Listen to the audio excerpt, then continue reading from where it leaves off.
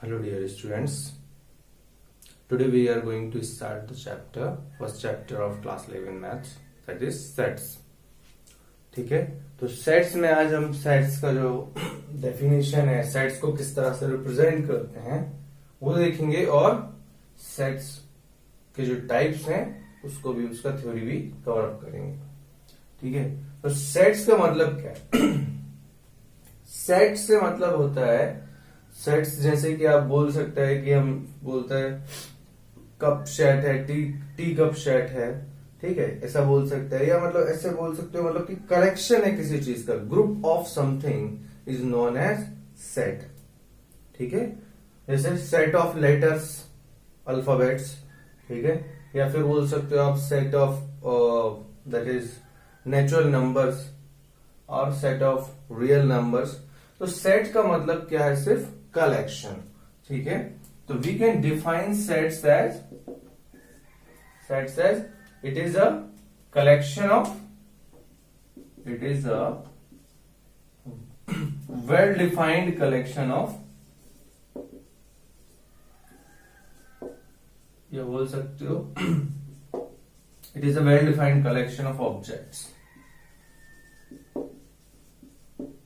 ठीक है, ये कलेक्शन है वेल डिफाइंड ऑब्जेक्ट्स का. ठीक है, अब इसका मीनिंग क्या है? Well defined collection of objects का मीनिंग, जैसे कि मैंने कहा set of natural numbers, set of natural numbers means natural numbers कौन कौन से नंबर्स हो जाएगा? 1 2 3 4 5 up to infinite. It is set. यहां पर जो है, जो नंबर्स हैं वो वेल डिफाइंड है, फिक्स्ड है. ठीक है, तो ये एक वेल डिफाइंड कलेक्शन है. बट अगर मैं कहूं set of best cricketers of the world, best cricketers of world, तो यहां पर जो बेस्ट क्रिकेटर है इसका कोई एक पर्टिकुलर डेफिनेशन नहीं होगा कि कौन बेस्ट है. इसको हम बेस्ट बोल सकते हैं और इसको हम बेस्ट नहीं बोलेंगे. ये चीज हम डिफाइन नहीं कर पाएंगे. यहां पर कुछ मेजरमेंट्स नहीं है, कुछ मेजर्स नहीं है जिससे आप बेस्ट क्रिकेटर को डिफाइन कर सकते हो, या बेस्ट राइटर्स ऑफ इंडिया, ऐसा कुछ भी. तो ऐसे केसेस में हम इसको सेट नहीं बोलते हैं. Collection of best cricketers of the world, it is collection of, ये कलेक्शन तो है लेकिन एक कोई डिफिनेशन नहीं है कि यही लोग यूनिवर्सली बेस्ट क्रिकेटर होंगे, ऐसा भी नहीं. But collection of natural numbers is fixed, that is universal. So that is our set, it is our not set. ठीक है, तो it is collection of well defined objects. It is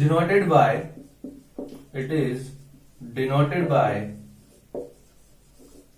capital letters of alphabets, capital letters of alphabets, like a capital B, like इस तरह से ना, A B C etcetera. ठीक है, तो इस तरह से हम डिफाइन करते हैं. Then set always be represented in the middle bracket. किसी भी चीज के कलेक्शन को हम किस तरह से इसको रिप्रेजेंट करेंगे? It is always in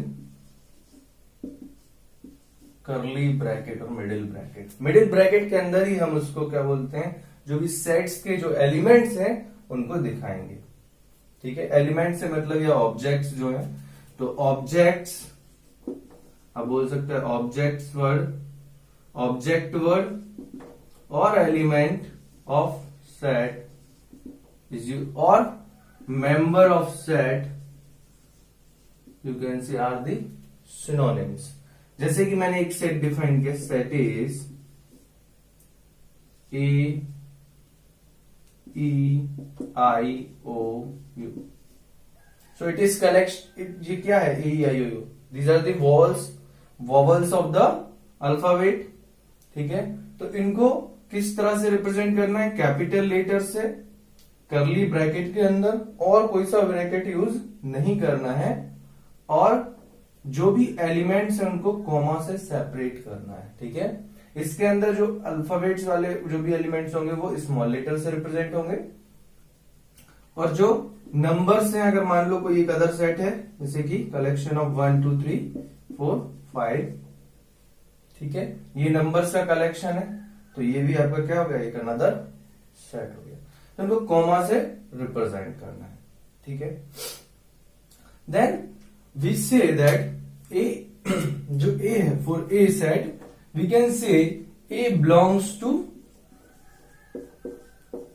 set a, small a belongs to set A, so क्योंकि because small a is the member of this set, इस सेट का ये मेंबर है, तो इसको हमेशा ऐसे नहीं लिखेंगे कि इंग्लिश में आपको इस तरह से सेंटेंस फॉर्म में लिखना है, अगर इसको मैथमेटिकल फॉर्म में लिखना है तो इस बिलोंग्स टू वर्ड के लिए हम बोलते हैं a belongs to a, या आप बोल सकते हैं 1 belongs to B, और A is element of A, 1 is element of B, E is element of A, so that is E और A.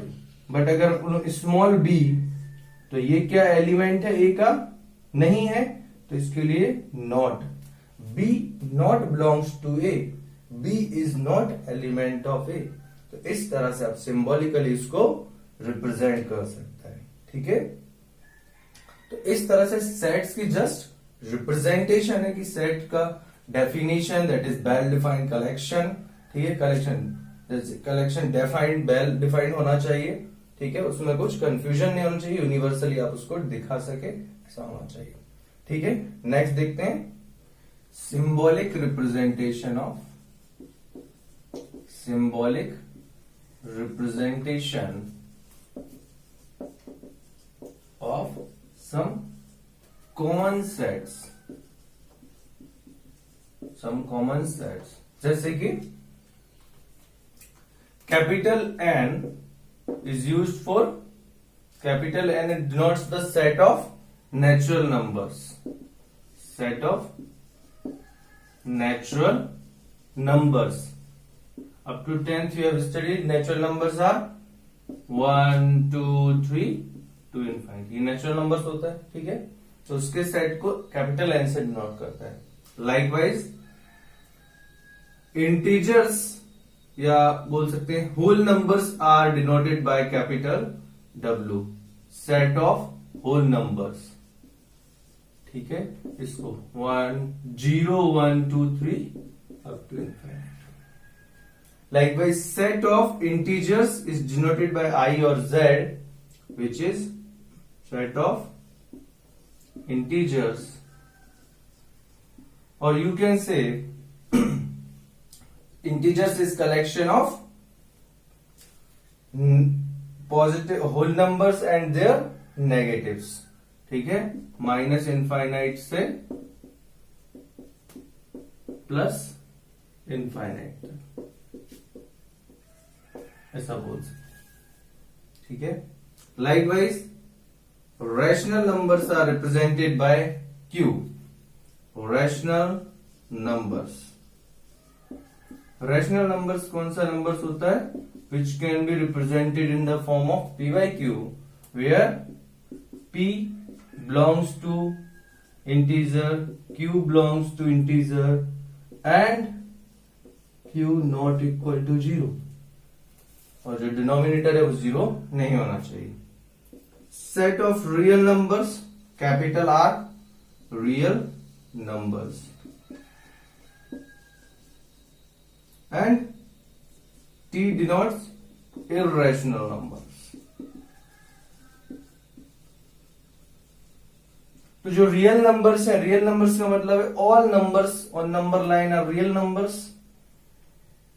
You can say all set of all type of numbers which can be represented on number line, all numbers on number line. Irrational numbers which cannot be represented in the form of P by Q, or you directly say which are not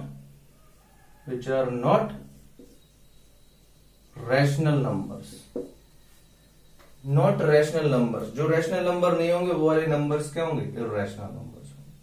ठीक है, इसी तरह से अगर कहीं पर आप लिखा देखते हैं जैसे सपोज जेड पॉजिटिव, इसका मीनिंग क्या होगा, it implies positive integers, positive integers. And if जैसे कहीं लिखा है Q minus means negative rational numbers. तो ये कुछ सिंबॉलिक रिप्रेजेंटेशन है, पॉजिटिव साइन, नेगेटिव साइन या ये कैपिटल लेटर्स, जिससे आपको जनरल सेट्स का पता होना चाहिए। जैसे कि हम यहां पर बोल सकते हैं नेचुरल नंबर इज, ऐसा बोल सकते हैं नेचुरल नंबर सबसे स्मॉल सेट है। ठीक है, natural number is small set, smallest set, then उससे बड़ा होल नंबर, उससे बड़ा रैशनल नंबर, उससे भी बड़ा रियल नंबर, या सॉरी होल नंबर से बड़ा हम ले लेते हैं इंटीजर्स, और इंटीजर्स से बड़ा rational number, then irrational number भी एक सेट ले लेते हैं। इन दोनों के कलेक्शन को बोलते हैं rational plus irrational is real number. ठीक है, तो रियल नंबर का क्या होगा, real number means which consist of both rational and irrational. Small natural number is the smallest room, smallest set, उससे थोड़ा बड़ा होल नंबर्स, क्योंकि नेचुरल नंबर में जीरो नहीं आता है। ठीक है, तो जीरो के बाद में ये सारे क्या है, नेचुरल नंबर ही है। सेट ऑफ इंटीजर्स, यहां से लेकर यहां तक तो पूरे होल नंबर्स है, उसका नेगेटिव, तो ये इंटीजर्स जो है होल नंबर से थोड़ा और बड़ा। Like by p y q, तो पी वाई क्यू के फॉर्म में जैसे 2 है, 2 को आप 2/1 लिख सकते हैं। ठीक है, -1 को भी -1/1 लिख सकते हैं, तो सारे पी वाई क्यू के फॉर्म में, मीन्स इंटीजर्स तो होंगे, देन अदर नंबर्स लाइक 2/3, 1/2, ये नंबर्स भी रैशनल नंबर में आ जाएंगे। Likewise real numbers, all type of numbers which are terminating, non terminating, कैसे भी टाइप के नंबर्स जो होंगे वो सारे रियल नंबर्स में आ जाएंगे, सबका कलेक्शन। ठीक है, इररेशनल नंबर्स मीन्स √2, √3 इस टाइप के नंबर्स, और which are non terminating, non repeating numbers after decimal point. ठीक है, इस तरह से आपको पता होना चाहिए। चलो next is representation of sets. Representation of sets. So sets can be represented in the two forms, that is roster form and set builder form. ठीक है, ये दोनों फॉर्म में हम किसी भी सेट को रिप्रेजेंट कर सकते हैं। जैसे कि फॉर एग्जांपल एक सेट है कलेक्शन ऑफ वॉवल्स। ठीक है, सो दिस फॉर्म, ये जो करली ब्रैकेट के अंदर में, मिड ब्रैकेट के अंदर में जो एलिमेंट को कॉमा से सेपरेट किया है, यही रिप्रेजेंटेशन है रोस्टर फॉर्म। ठीक है, इसी को रोस्टर फॉर्म बोलते हैं। तो सेट बिल्डर फॉर्म में किस तरह से हम रिप्रेजेंट करते हैं, so that is x is element, x y z कुछ भी ले सकते हो आप। X is element such that is to, ये जो कॉलन लगाया है, कॉलन का मतलब क्या है, is to is such that, X is such that X is a vowel, X क्या है, एक वॉवल है। ठीक है, आप ये लिख सकते हो X is a vowel, X is set of vowels। ठीक है, क्योंकि X तो वॉवल है, वो इतने ही टोटल 5 वॉवल्स ही होते हैं और कुछ तो नहीं होता है। ठीक है, तो इस तरह से कोई और एग्जांपल ले सकते हैं, जैसे कि collection of numbers 1 2 3 4।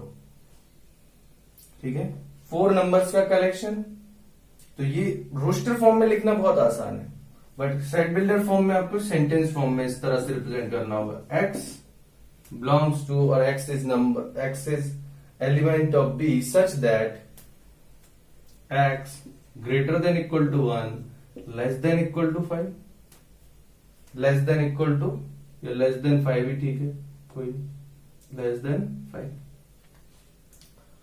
Equal to sign होने से इक्वल टू भी हो सकता है, और इक्वल टू साइन नहीं होने से नहीं होगा। ठीक है, तो ये जो साइंस हैं, आपको क्या बोला है हम, एक्स इज ग्रेटर देन का मतलब क्या होता है? ग्रेटर देन मतलब ये जो सिंबल यूज कर रहे हैं, जिस साइड माउथ ओपन होता है उस साइड लार्ज क्वांटिटी आती है, जिस साइड माउथ क्लोज होता है उस साइड स्मॉल क्वांटिटी आती है। ठीक है, तो ये ध्यान रखना है। तो x is greater than equal to 1, less than 5, 5 से छोटा है। तो ऐसे तो बहुत सारे नंबर्स हो सकते हैं जो 1 और 5 के बीच में होंगे, ऐसा थोड़ी 1 2 3 4 ही है। और भी नंबर्स होते हैं जैसे 1/5, 1.6, या आप बोल सकते हैं 5/2, 2.5 दैट इज। तो वो सारे नंबर्स भी यहाँ पर होंगे। तब इसको इस तरह से कैसे इसको करेक्ट कर सकते हैं? Then and x belongs to natural number, ये लिख देना है। x is also a natural number। तो नेचुरल नंबर होगा तब तो श्योर है x अगर 1 इक्वल है या ग्रेटर है तो 1 2 3 4 ही आएगा, क्योंकि x 5 से छोटा भी है। दोनों कंडीशन ट्रू होना पड़ेगी। ठीक है, तो इस तरह से आप उसको रिप्रेजेंट कर सकते हैं। ठीक है, तो यही दोनों फॉर्म में आपको सारे सेट्स को रिप्रेजेंट करना होगा। आपको क्वेश्चन ऐसे होता है कि रोस्टर फॉर्म में दिया है convert in set builder form, और सेट बिल्डर फॉर्म में दिया है तो कन्वर्ट इनटू रोस्टर फॉर्म। ठीक है, so we have learn that how to represent a set in roster form and set builder form. Next is, देखो जैसे एक एग्जांपल लेते हैं। अगर आपको लिखना हो, दैट इज आपको दिया है सेट बिल्डर फॉर्म में और उसको रोस्टर फॉर्म में कन्वर्ट करना है। एक सेट दिया है रोस्टर सेट बिल्डर फॉर्म में, that X is collection of letters from word of word banana. ठीक है, बनाना वर्ड का जो लेटर्स का कनेक्शन है, कलेक्शन है, वही आपका जो है ये सेट ए है। तो रोस्टर फॉर्म में इसको क्या लिख सकते हैं? वो लिखना बी ए, बस।